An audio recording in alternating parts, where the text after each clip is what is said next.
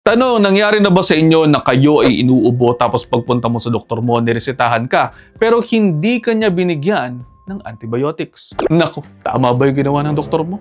Bakit nga ba hindi lahat ng inuubo binibigyan ng antibiotics? Hali kayo, pag-usapan natin yan.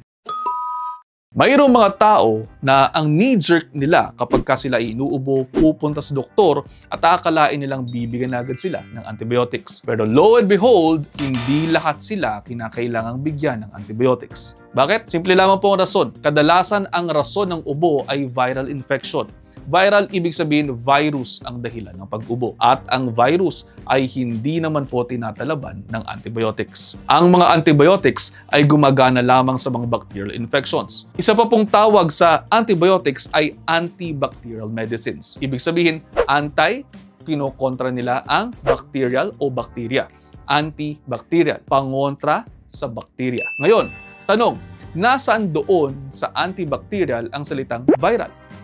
Wala, di ba? Ang huling letra lamang na A at L lamang naman ang nagtutugba sa antibacterial at sa viral. Kaya naman, wala. Karamihan sa mga inuubo, hindi kinakailangan ng antibiotics dahil madalas, viral lamang naman po ang dahilan. Actually, kung bibigyan kayo ng antibiotics na hindi naman po ninyo kinakailangan, ang nangyayari lamang po dyan ay dumadagdag tayo sa burden ng antibiotic resistance. Simply put, ang antibiotic resistance ay nangyayari kapag hindi gumagana sa isang taong mayroong impeksyon yung antibiotic na dapat naman ay gagana sa kanya. Example, may isang kaso ng simpleng bacterial pneumonia, usually gagana naman dyan yung co-amoxiclav or sa furoxime o pwede nga rin yung amoxicillin.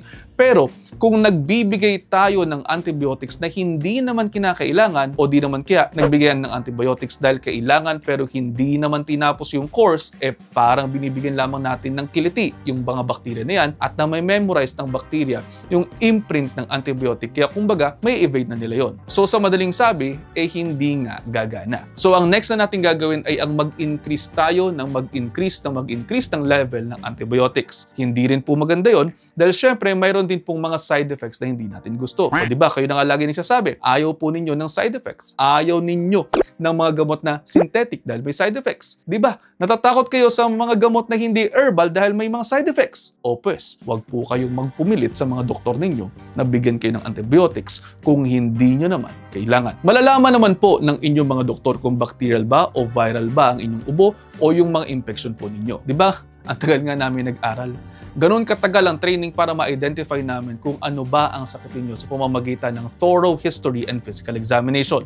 At ang tamang diagnosis ay magbibigay po sa atin ng tamang treatment plan. Kaya naman, kung kayo po ay nagpunta na sa inyong mga doktor at hindi kayo binigyan ng antibiotics, huwag pong sasama ang loob. Gusto lamang po namin ng mas makakabuti sa inyo. Malalaman naman natin yan sa tamang physical examination at history. At paano? Sana po binatutunan kayo. Kung mayroon man, pakishare na po sa inyong mga kaibigan, baka sakaling mas marami pa tayong matulungan. See you ulit next episode. Ingat!